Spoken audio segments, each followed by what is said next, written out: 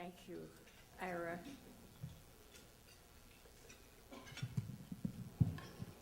There's magic in this room tonight because this is a special moment as we honor Peter Drucker and we celebrate.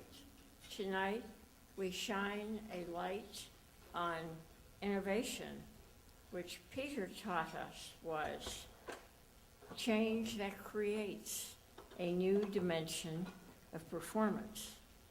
Now, many of us in this room have Peter Drucker messages that changed our lives, changed the lives of leaders, of organizations everywhere.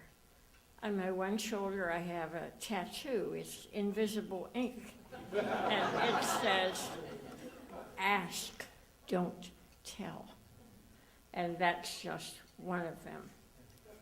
And when Peter Drucker said to all of us who were part of great nonprofit social sector organizations, and sometimes we had a hard time seeing ourselves life-size.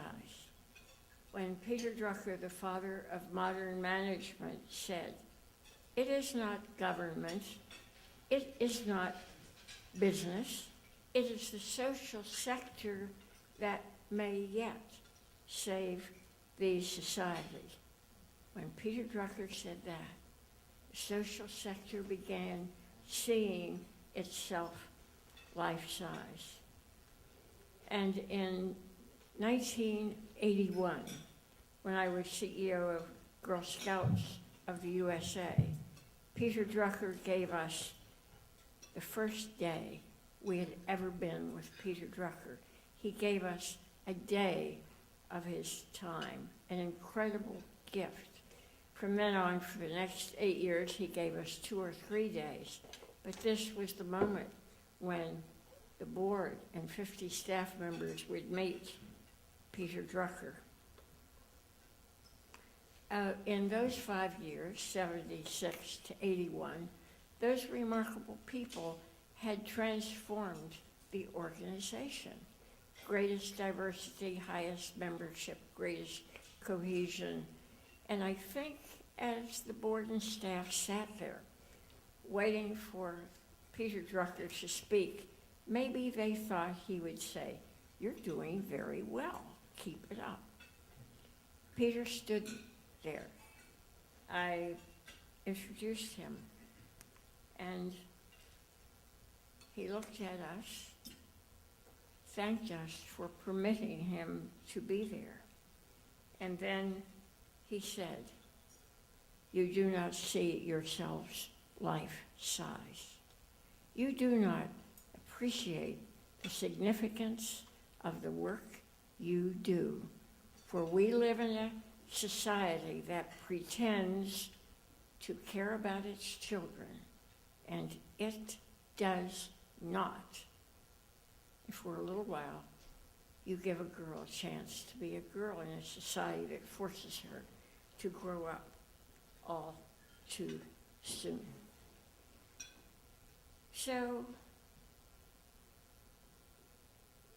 that was a message no one ever forgot, and it made us work harder than ever to reach as many girls as we could, wherever they were. In 2001, I think how much time, 1981, 2000, I called Peter Drucker. And I said, Peter, in 1981, you said we live in a society that pretends to care about its children, and it does not. Do you still feel the same way? Long silence. Then a sad voice. Francis, has anything changed? You know the answer. And so we look at the society and we look at what is happening to our children. And recently, I spoke to a group of business leaders. Now, I speak twice a week somewhere in the United States to groups in all three sectors and 3 times a year abroad. And I always find a logical way, somewhere, no matter what the subject is. I say there are 2 institutions that since the beginning of our country have sustained the democracy. One is the United States Army, and the second is public education. And how can we sustain the democracy if we do not educate all of our children? And I say that recently we learned in New York City there are 1 million children in our city schools. 500,000 will not get a high school diploma. And after I spoke, a businessman came up and said, you think New York is tough? I'm from Los Angeles. We are going to graduate 1 out of 5. And he said, and no one's doing anything about it. Well, I wish that man were here this evening as I introduce Wendy Kopp, who has been doing something about it for over 20 years. He would be inspired, Wendy, and he would sign on. Wendy Kopp, as a student at Princeton University, created a plan for a new national corps called Teach for America that would build the movement to end educational inequities by enlisting her own generation's most promising leaders of the future, outstanding recent graduates of all academic majors and career interests, in teaching for 2 years in the nation's neediest urban and rural public schools. Now, after graduating, Wendy Kopp made her plan a reality, and working with a group of other recent college graduates, she founded the Corps in 1989, and since then, she has served as president of Teach for America, which currently fields 3,000 Corps members and involves 7,500 alumni who exert continuing leadership in education, in social reform. And what I shared with you about our society is the backdrop for Wendy Kopp's work. In her book, and you all have it as your place, One Day All Children, The Unlikely Triumph of Teach for America, and What I Learned Along the Way, Wendy describes how she created and built Teach for America, as well as her thoughts about what it will take to realize Teach for America's vision that one day all children in this nation will have the opportunity to attain an excellent education, not 1/2 or 1 in 5 of our children, where so far the response of our society has been, well, we'll just build more prisons. In 2003, Wendy was appointed to the President's Council on Service and Civic Participation, to the Advisory Board of the Center for Public Leadership at Harvard University's Kennedy School of Government. She holds, at her very young age, she holds 6 honorary doctoral degrees and numerous awards. If you look at her bio, you will see the exciting news of her contributions, many, many contributions to national and community service. And Wendy was the first woman to receive Princeton's Woodrow Wilson's Award in 19 93. Now, all of you who were close to Peter Drucker knows he used to say, when people would say, how could you predict whatever it was? He would say, I never predict. I simply look out the window and see what is visible but not yet seen. Well, in that dormitory room at Princeton, a young woman looked out the window. She saw what is visible but not yet seen by most Americans. The state of public education in the United States. The house was on fire. Instead of seeing inequities too massive to impact, Wendy Kopp saw this as an enormous opportunity to end educational inequity by recruiting her own generation's most promising leaders of the future. I may add, the generation that will save the society. And when asked, well, how can we educate all of our children and in the end sustain the democracy? That's impossible. My reply is, call Wendy Kopp. Sign on. Your life will be changed forever. For this is what Wendy Kopp does. She changes lives. And the lives she changes are changing the lives of millions and millions of our children. She shines a light in the darkness of our times. Wendy Kopp, Teach for America. Wow, well, I can't follow my own introduction. That was so beautiful. It is really such an honor to be here.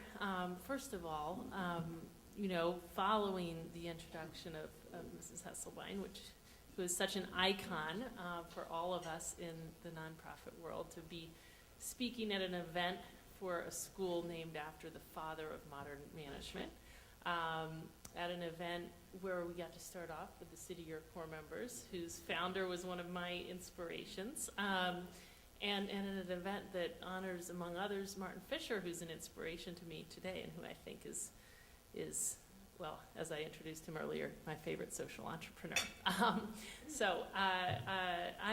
was asked to tell the story of Teach for America, highlighting the importance of innovation as Peter Drucker defined it. And it's actually really easy to tell our history and evolution from the vantage point of what mattered to Drucker, because his principles have in fact proven to be the key, although I didn't know it when I started out in this, really to our growth and impact. So as you heard, this all started 18 years ago now, not yet 20, but almost. I had been really focused on this issue of educational inequity, and in some ways was an unlikely person to be focused on that. Had grown up in a homogenous kind of privileged community, had gone to public schools, but somehow arrived at Princeton University unaware of the disparities that persist in our country. And of course, you can't begin to see the depths of educational inequity at Princeton University. But there, and really just as I think is the case on virtually all of our nation's campuses, you actually do see how differently prepared people are to do well. And my freshman year roommate had gone to public school in the South Bronx, and I watched this brilliant woman just absolutely struggle to meet the demands of Princeton, and that turned me on to this issue. So I was doing what college students do and public policy majors do when they're really focused on issues, organized a conference on it and such. But at the same time, as my senior year rolled around, I was trying to figure out what to do after I graduated. Our generation had a label. We were called the Me Generation. Supposedly all we wanted to do was go work on Wall Street. And I just thought that label was such a misnomer. And to me, the issue was simply that those were the only recruiters. I mean, literally, the investment banks and management consulting firms were banging down our doors, and I felt like I was surrounded by a generation of folks, myself included, who were just searching for something that we weren't finding in terms of a way to make a real difference in the world. And so one day I just thought of this idea, why doesn't our country have a national teacher corps that recruits us as aggressively to teach in our lowest income communities as we were being recruited at the time to work on Wall Street.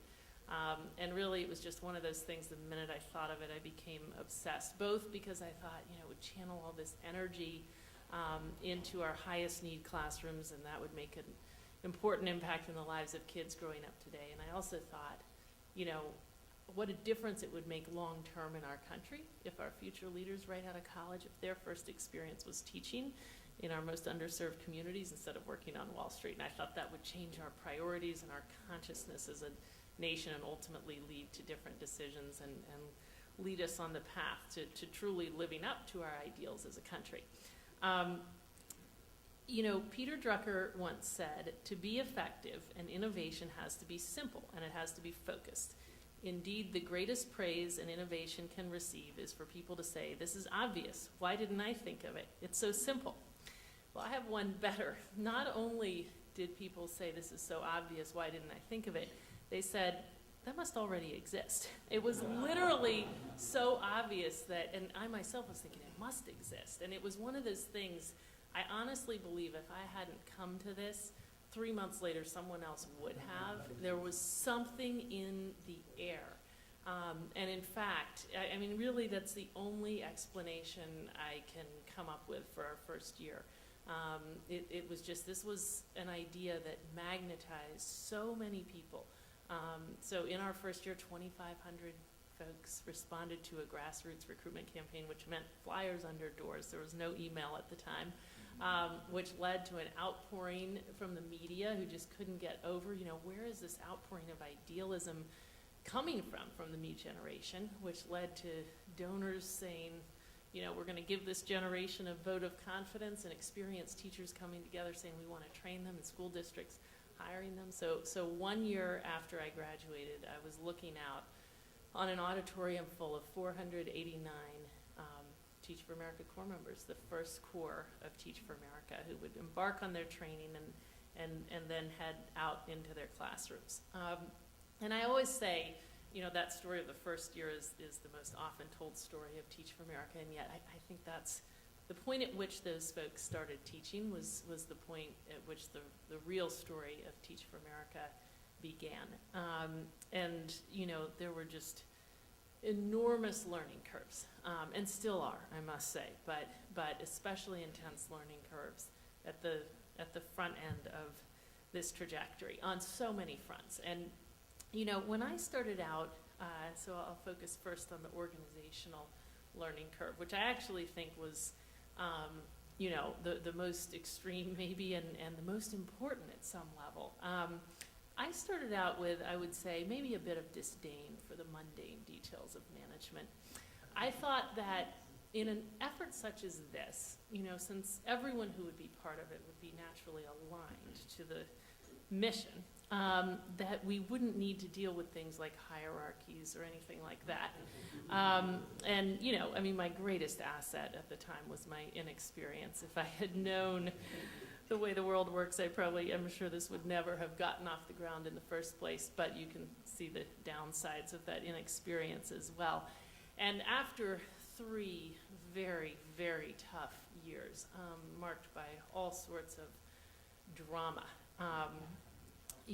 coups and such, as people decided this woman should not be managing this enterprise, I finally one day realized that, the key to our fulfilling our potential and our having a real impact lied really in my becoming an effective manager. Of course, there was an alternative, which was to find an effective manager and put them in charge, but that seemed like an absolute impossibility. Things were such a mess that I couldn't imagine who would come into it and save the day. And so I just stepped back and started riding that learning curve. Now, of course, if I'd read my textbooks at the time, I probably could have avoided the 3 years of learning curve. Of course, Peter Drucker knew this. As he said, all nonprofit organizations must be governed by performance, not merely good intentions. But it took me a while to get there. But actually pretty quickly, in the scheme of things. I became, maybe because of sort of the dire nature of our situation, I had to get up that learning curve quickly, and just became obsessed with all of the things that you would imagine. Attracting great people to the effort. One year I realized in some fit of something that we needed to throw out our strategic planning process, which had the whole organization developing these elaborate plans, which once they're developed sort of, went by the wayside, just in favor of our coming together around a few priorities and very clear measures of success. And that moment was the beginning of truly a new era at Teach for America, which maybe has something to do with management by objective. And there was another moment where, in a fit of annoyance at the culture that had grown up within Teach for America, I wrote down a set of core values that became so deeply ingrained in our organization. So ultimately, I think, when people say, what were the big lessons you learned, in your initial years, I think probably the most central to our ultimate, to getting us where we are today, where at least, knock on wood, we are thriving, was that learning curve and sort of the hard-won lessons of how to become a well-managed enterprise.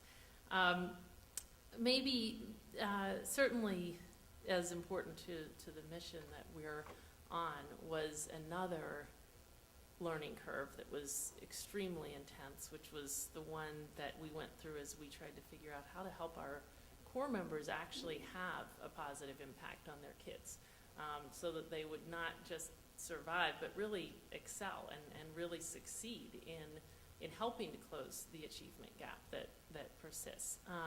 And by nature of succeeding with their kids, leave their experience having learned the right lessons, more committed to the possibility of change and not more disillusioned. And really when I think back to those first 489 core members, they started out every bit as idealistic and committed as the core members we bring in today. And yet when they started teaching, 200 of them here in Los Angeles, in some of the most underperforming schools in our country, working with kids who are bringing all of our nation's, kind of social challenges into their classrooms. Survival became their mantra. I mean, I think if you asked most of those core members, they would be the first to say that it was so challenging, and they didn't have around them role models from within Teach for America showing them what would be possible. And so what happened was, a tiny fraction of them rose above that and figured out how to actually put their kids on a different academic trajectory. And we started spending time with the fraction of them.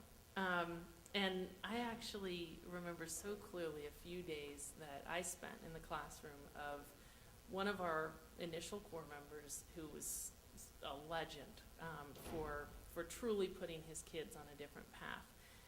And what I realized in watching him was that, of course the general idea and spirit of Teach for America was to provide excellent teachers for kids. But excellent teacher means many different things to many different people. You think of teachers who inspire a love of learning, and teachers who, teach during the day but then go out and run incredible extracurricular activities and such. What I realized in spending so much time in this particular guy's classroom was that he had a different focus from many, many, many of our core members. He was absolutely determined to give his kids the academic skills that they would need to compete with kids in the more privileged community next door. And it was that focus that led him to truly change his kids' lives. And I guess observing that led to a long discussion, and it seems hard to believe today, maybe in a world where, everything in our education system is all around, measurable academic results. But at the time, there was just an incredible debate for years within Teach for America about whether we should commit ourselves to ensuring that our core members effected measurable academic gains with their kids. And really knowing that it was that was the truly transformative thing for the kids we reached. We ultimately did come together around that as an organization. And I have to say that the moment that we did that we committed ourselves to measurable results in terms of student outcomes was a revolutionary moment for our impact. And it sent us on a path of starting to understand, as we put in place the measurement systems necessary to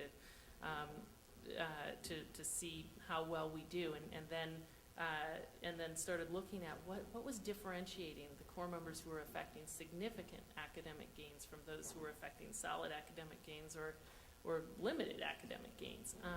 And really, I think it was that focus on results and continuous improvement that led to a second innovation in our, beyond the big idea of Teach for America. I think if you're within the world of Teach for America, there's, I think we've come to an insight around what it is that the most successful teachers in this particular context in urban and rural public schools do. And what we've realized is that they operate like the most successful leaders operate in any other context. So I think about, and a fourth grade teacher, think about a woman named Aurora Laura who taught fourth grade in the Houston Independent School District, whose kids started out at the first grade level, which is exactly what we would expect in our communities. The 13 million kids who grow up below the poverty line, by the time they're in fourth grade, are already 3 grade levels behind kids in other communities. Aurora started teaching her kids. She knew those statistics, right? But once you actually start teaching a class of kids, and you see a class of kids who clearly have so much potential, who are that far behind, it's a shocking experience. And she was absolutely motivated by the first couple of weeks of her school year when she diagnosed their reading levels and realized how far behind they were. They were writing sentences and not putting spaces between words, and these are fourth graders. And she stepped back and did what any great leader would do, which was set a vision, for where her kids would be at the end of the year. She said, by the end of the year, we're going to show this school that you can do fourth grade work. Every one of my kids are going to pass this fourth grade test. They're going to be beautiful writers. They're going to be able to write beautiful 5-paragraph persuasive essays. And then she went about doing what great leaders do, which is motivate others to work with her, in this case her kids and their families. And she shared with them where they were academically, but told them that they didn't have to be that way. By the end of the year, they could be exactly where they should be if they worked incredibly hard. And of course she did. She went to great lengths to build relationships with her kids, with their families, to build their confidence that if they worked hard, they would get smart and that would matter in their lives. And then she was absolutely purposeful. She would be the first to say she wasn't a tremendous teacher in her mind, but she was an incredibly goal-oriented teacher. And you would feel it when you visited her in her classroom. You would feel the sense of urgency, thinking constantly, where are my kids now versus where they need to be, in order to get where we're trying to go at the end of the year. And then she was relentless. She realized very quickly, I don't have enough time to pull this off during the school day, so I'm going to have to get the kids here early, get them to stay late. She got a key to the school building, got the kids in on Saturday. Fast forward to the end of the year, and all of her kids, every one of her kids passed that fourth grade test. And so I guess understanding that and realizing that it's not just Aurora who teaches that way, but really every single teacher I've ever seen in the context that we're working in who's affecting dramatic academic gains is essentially teaching in the same way, what we call teaching as leadership. So fast forward to the end of our first decade, we had gone through immense learning curves, right? Organizationally, programmatically, financially, as we tried to figure out how to sustain this. We also weathered enormous kind of political challenges as we tried to figure out how to work within the education community. And at that point, so this is 8 years ago now, in the year 2000, we finally felt like we had gained stability. And so we stepped back and asked ourselves how we could grow our impact. And it was really reflecting on the lessons of the Aurora Lauras of the world that led us to determine that we had to get bigger and better. Because what we saw in her example and in the examples of dozens and dozens of other teachers who are attaining her level of success was just hardcore evidence that we can solve this problem. You know, if a 22-year-old can, in the four walls of a classroom, figure out how to take kids who are so far behind and put them on a level playing field, then we know it's possible. We know that it's not that the kids don't have the potential, it's not that their families don't care, it's really because we somehow haven't given them the opportunities they deserve. And that fundamental insight led us to say we have to get bigger and better. We have to bring more people in given the magnitude of the problem. We have to ensure that they're extremely successful with their kids for the sake of the kids they reach and for the sake of the lessons they learn. And ultimately, we have to accelerate the leadership of these folks as alums so that they go out in the world and affect the systemic changes necessary to really ultimately solve the problem. And you know, there's tremendous momentum around this effort. I think, you know, in the last 8 years, the number of people applying to Teach for America has grown from 4,000 to 25,000 folks. Between 5 and 10% of the senior classes of 100 colleges and universities competed to teach at our urban and rural communities last year. We've grown our core from 1,000 to 6,000 core members. We're on track to 7,000 folks teaching across 35 communities next year. And at the same time, we've increased their measurable impact on their students' achievement, and we're starting to see real evidence of what happens when a critical mass of these folks, as alumni of Teach for America, come together in communities. And when I think about what has been kind of the key to our growth, it's really I'm actually so glad that although maybe this is revisionist history, but didn't read the textbooks, because I don't know if I would have had those lessons as deeply ingrained as they are. And I think really anyone within Teach for America would say that the reason that we're thriving today is because we're so obsessed with getting the right people at every level of the organization, because of a very strong culture, and because of this kind of relentless pursuit of results and of continuous improvement. So I'll just leave you with one thought. You know, I was struck to read a couple of years ago, you know, when Muhammad Yunus won the Nobel Peace Prize, and I don't know how many of you read his speech, his acceptance speech, where he basically said something like, he said, you know, it's possible in our lifetime to eliminate poverty. And he talked about how there would be museums one day, poverty museums. Poverty would be a thing of the past.